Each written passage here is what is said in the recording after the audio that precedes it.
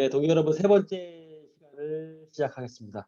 이용창 동기님 차 한잔 하시죠. 네, 네. 직접 만들어준 동양차입니다. 네. 어색한 자리에서 얘기하려니까는 은근 긴장되네요. 아닙니다. 이렇게 말을 또 재밌는 얘기 많이 해주고 지금 이렇게 우리 8호 동기들의 이야기를 찍는 이 활동의 이름을 제가 이 생애 한가운데 뭐 이런 이름으로 붙여서 앞으로 영상을 만들어 보려고 합니다. 예전에 문학 작품에 생애 한가운데라는 소설이 있었던 것 같은데 다 읽지는 못했지만 뭐 그런 이름을 붙여봤고요. 동기 여러분 지내온 50대까지 살아온 이야기들을 좀 잘 담아 보려고 하는 건데 이런 형식에 대해서 좀 관심을 가져주시고 방식 같은 거나 응원 같은 거 해주시면 좋겠습니다. 이어서 이용창 동기의 세 번째 이야기, 아까 전에 고대사 이야기를 좀 했었거든요. 고대사가 또 우리 살아가는 또 지금의 이제 우리 사람들의 삶에 또 어떻게 연결되는지 뭐 그런 얘기를 궁금해 같은데 저도 굉장히 궁금합니다. 어떤 얘기를 해줄지. 이어서 좀 질문을 좀 던지도록 하겠습니다. 이용창 동기님 이 고대사가 지금 우리 살아가는 거에 어떻게 뭐 그렇게까지 중요하게 무슨 어떤 맥락에서 중요하다고 생각하실지 말씀을 좀 계속 부탁드리겠습니다. 네, 한국에 이제 고대사를 안 되는 거는 이제 첫 번째로는 지금 한국의 그 어떤 선조들이 과거에 세계사적으로 어떤 영향력을 행사를 했냐, 그게 어떤 중심국으로서의 영향력을 행사했냐, 주변국으로서의 영향력을 행사했냐, 라는 부분에 대한 어떤 그 공부, 이런 차원이 하나가 있고, 이 두 번째 키워드는 천문이에요, 천문. 아까도 계속 천문 얘기하셨는데 천문이 궁금해요. 천문이 고대사하고 중요한 건가요? 네, 이제 고대사를 보면은 아까 제가 말씀드린 것처럼 어떻게 한반도에 있던 선조들이 서쪽, 중앙아시아 쪽에 있는 선산, 즉 파미로 고원으로 이동을 했고, 파미로 고원에서 내려와서 왜 자꾸 동진을 해서 만주나 한반도까지 다시 왔느냐. 이 부분이 제가 늘 의문이었거든요. 근데 그거는 결론적으로는 천문, 즉 하늘의 별자리를 따라서 이동을 했다는 것과 두 번째는 하늘의 별자리를 보고 지구에서 발생할 수 있는 여러 가지 자연재해를 예측을 했다라는 결론을 좀 얻게 된 거죠. 놀라운데요. 천문을 보고 우리 조상들이 이동을 했다. 천문을 보는 사람들이 있었겠네요. 그런 분들이 고인돌이 된 건가요, 그러면?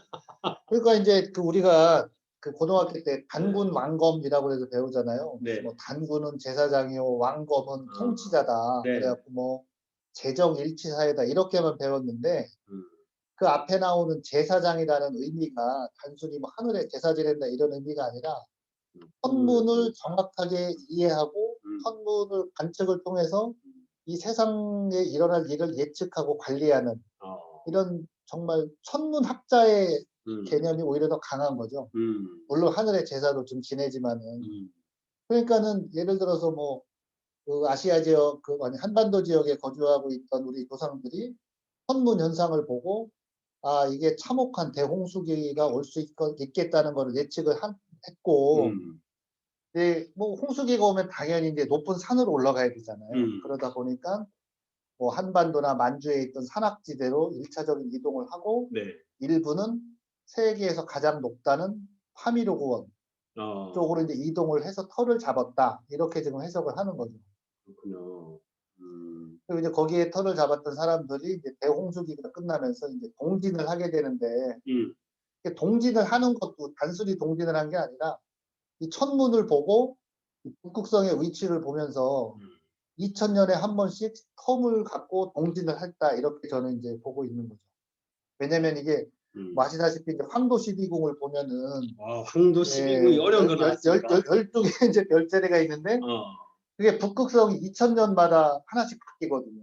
북극성이 바뀐다고요? 예, 바뀌죠. 뭐 예를 들어 지금은 폴라베어인데 요 다음 이제 걔는 그 우측에 있는 별자리로 바뀌거든요. 여러분 북극성은 한국 불변한 거 아니었나요? 북극성이 바뀐다는 건 저만 몰랐나요? 근데 바뀌기 때문에 그 북극성이 바뀌는 거를 따라서 이제 동진을 쭉 한 거고, 동진을 하다가 뭐 BC 한 2333년쯤에 이제 조선이라는 이제 나라가 이제 개국이 되는 건데, 사실 그때가 어떻게 보면은 우리나라 민족의 가장 피크 시대인 거죠. 고조선 시대부터 그 이후. 아, 그때가 피크였다. 그래서 지금 이제 고조선 같은 경우도 음. 우리가 잘 배우잖아요. 뭐 3조선으로 나누어서 관리를 했다. 마한, 진한, 변한으로 불리기도 하고 마조선, 뭐 진조선, 번조선 이렇게 불리기도 하는데 그 세 개 구역으로 나누어서 통치를 한 것도 결국은 천문을 보고 한 거거든요. 천문에도 보면 아. 자미원과 뭐 태미원과 천지원 이렇게 음. 별자리를 이렇게 세 가지 섹터로 크게 나누고 이렇게 이제 천문을 관측하는데 그거를 그대로 이제 국가를 운영하는 데도 쓴 거죠.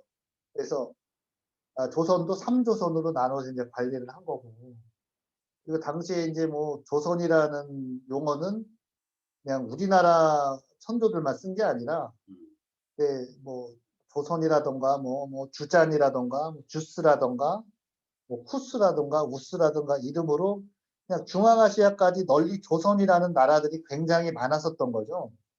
그러니까 단군 조선이라고 하는 조선만 그때 존재했던 건 아니고 뭐 조선이라 불리던 나라 뭐 중앙아시아로 가면 이름이 바뀌어서 뭐 유연으로 불린다던가 무슨 뭐 주잔으로 불린다던가 뭐 주스로 불린다던가 이러면서 수많은 조선이라는 국호가 등장을 한 거고. 모든 거의 뿌리였네요, 조선이. 그렇죠. 근데 그 수많은 조선이라는 국가의 이제 실질적인 오리진, 원조는 이제 우리 이제 한반도족이 원조였다. 그 사람들을 지배하지는 않았으나 원조로서의 영향력을 갖고 있었다. 이렇게 이제 해석을 하게 됩니다. 오늘날 주류 사학계에서는 이런 걸 인정하지 않을, 제가 사학계를 잘 모릅니다만, 그런가요? 어떤가요? 근데 사실 이제 주류사학계라고 하는 또 것도 뭐, 지금 뭐 있긴 있지만 사실은 이제 주류사학이라는 게 어떻게 보면은 그 일제시대 때 제가 표현을 잘못한 것 같아요. 하여튼 뭐, 그러니까 그렇죠. 우리 학교에서는 사실 이런 걸 잘 안 가르쳤던 것 같기도 하고. 근데 안 가르쳐 줄 수밖에 없는 게 네. 우리나라의 이제 역사가 크게 두 번에 걸쳐서 어마어마한 탄압을 받게 되는데 많은 사람들은 그렇게 알고 있죠. 일제시대 때 일본인들이 들어와서 우리의 역사서를 많이 수십만 권 불태우고 불태웠던 거는 사실 아닌가요? 라고 알고 계시죠. 네. 그리고 그게 우리나라 역사 탄압의 가장 많은 잔인했던 걸로 생각을 중요한 하시죠. 사서들을 다 잃어버리고 일본이 자기를 편하게 뭔가 바꿨다 뭐 들었는데 아닌가요? 그것도 사실인데 사실인데 사실 그거보다 더 비극적인 더 거는 비극적인 것은 그 조선이라는 나라가 1392년에 개국이 되고 거의 한 100여 년 이상을 역사서, 그러니까 단군 도전이라던가 상고세에 관한 역사서를 거의 한 2, 30만 권을 다 수거를 해서 불태우고 그때 당시 그 역사서를 갖고 있던 사람들을 다 이렇게 뭐 차명에 처했거나 이렇게 조세상으로 또 보내드렸던 이런 사실은 일제시대에 버금가는 역사 탄압이 있었어요. 그러니까 우리나라 이제 어떤 고대사를 다룬 역사서는 사실은 조선 초와 일제시대 때 거의 다 없어졌기 때문에 사실은 그거를 배울 만한 책이 존재하지 않았던 거죠. 그래서 그런 좀 아픔이 있습니다. 어쨌든 뭐 그 부분을 저도 따로 이제 공부한 것 조금 있긴 하지만 그 하는 끝이 없는 것 같고 이어서 그런 천문을 다루는 사람들 있잖아요. 그거 하고 그거 오늘날의 그 천문을 다뤘던 것이 인간의 몸, 소우주 아까 얘기했던데 그거하고는 어떻게 연결되는 건가요? 그러니까 이제 그 아주 오랜 세월부터 그 고대 사람들은 하늘의 별자리 그리고 해와 달의 움직임을 너무나 정확하게 예측을 하고 그 우주가 갖고 있는 기운을 충분히 느낄 수 있는 소위 도인 같은 분들이 꽤 많이 계셨거든요. 그러면 그런 이제 어떤 그 능력을 갖고 계신 분들이 이 천문의 현상을 다양한 방면으로 어플리케이션을 하게 되는 거죠. 아, 이게 중요한 표현 같습니다. 천문을 이해한 것을 다양한 방법으로 적용했다. 네. 그게 하나가 인간이다. 뭐 인간의 그런 건가요? 아까 그 중에 1차적인 게 그거를 인간의 몸을 이해하는 의학적으로 발전을 시킨 거고요. 인간의 몸을 이해하는 의학적인 어떤 개념 체계 같은 걸 만들었다. 맞습니다. 네. 인간의 몸을 이해하는 거가 인간을 소우주라고 한 것처럼 우주의 체계를 이해하는 방식을 그대로 인간의 몸에 적용을 하고 거기에 맞는 수많은 의학적인 지식들을 축적을 한 거고, 그다음에 천문의 이론을 어떤 그 다른 쪽으로도 어플리케이션을 했는데, 이게 요즘에 많은 사람들이 궁금해하는 사주 명리학이에요. 그래서 사주 명리학도 결국은 천문학을 인간의 문명에 어플리케이션한 하나의 학문이다. 왜 이렇게 보고 있죠. 사주 명리학이 왜 우리 동양에 나온 고전 주역이라든가 뭐 이런 거에 뼈대가 있는 주역에도 뭐 64괴가 나오고 그런 거랑 그런 것도 다 천문에서 나온 것이다 이렇게 보는 건가요? 그러면? 그렇습니다. 아, 천문학에 통달한 사람들이 다양한 방면으로 적용, 어플리케이션을 했는데 그 중에 하나가 뭐 주역이나 뭐 이런 것도 되는 거고, 이 사주 명리학이라는 게 사실은 천문학의 용어를 인간이 사용하는 한자로 바꾸어 놓은 아주 그 정말 대단한 학문인 거죠. 제가 이 얘기는 유용창이라는 분한테 처음 듣는 얘기 같아요. 사주 명리학이라고 하는 것이 천문의 어떤 사상 체계를 사람들이 생활하는 쪽에다가 바꿔놓은 그렇게 표현한 건가요, 방금? 그렇죠.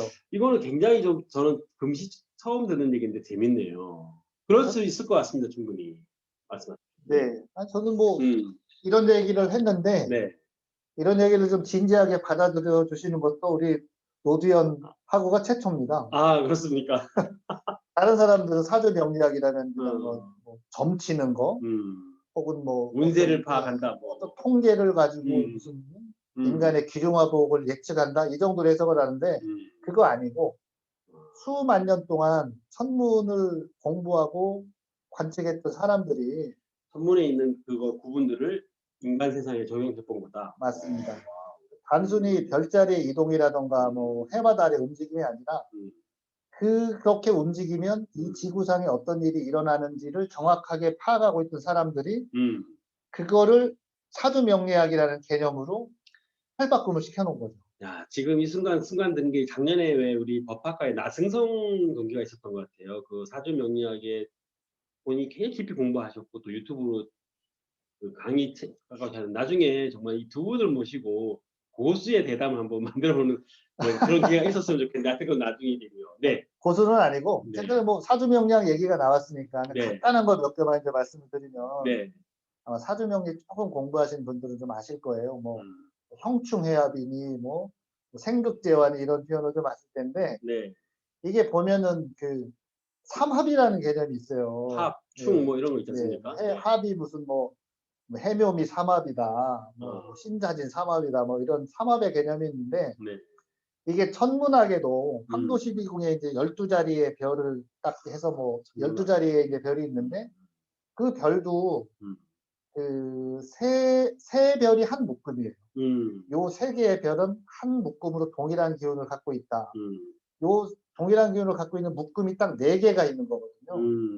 그래서 요 3개의 동일한 기운을 갖고 있는 게 사주 명리학에서 얘기하는 삼합의 이론이랑 정확히 똑같습니다. 야, 놀라운 발견인데요. 이거 어디 논문에 내도 될 것 같은데. 네. 아니 뭐 그런 거고, 그다음에 네. 뭐 사주 명리학에 나오는 육합의 개념, 뭐 자축합이다. 자축합다는 뭐죠? 자축, 인해합인가? 뭐 이렇게 있는데, 그 육합의 개념도 천문학에서 동일하게 나오는 같은 개념입니다. 기운이었다, 같은 기운이었다. 그걸 알았구나. 네, 맞습니다. 그러니까 우리가 이렇게 보면은 뭐 모세가 출애굽할 때 홍해가 쫙 갈리잖아요. 근데 그런 거가 우리가 볼 때는 굉장히 어려운 개념이지만, 천문학에 대해서 통달한 사람들이 그 정도 바다가 갈리는 걸 예측하는 거는 그렇게 어려운 일은 아닌 거죠. 왜냐하면 해와 달과 여러 가지 별자리의 움직임을 보면 이런 지구에 이런 현상이 나타나겠다고 하는 거는 어느 정도 예측이 가능한 거고, 그러다 보면은 우리 이제 제갈공명이 적벽대전에서 동남풍을 일으키잖아요. 그것도 천문을 예, 읽고 해석한 거다. 제가 볼 때는 제갈량이라는 사람이 아마 천문에 통달했던 동이족의 아주 그 지체 높은 집안의 후손이었을 거라고 저는 개인적인 추측을 한번 하는 거죠. 네. 그 정도 능력을 갖고 있었거든요.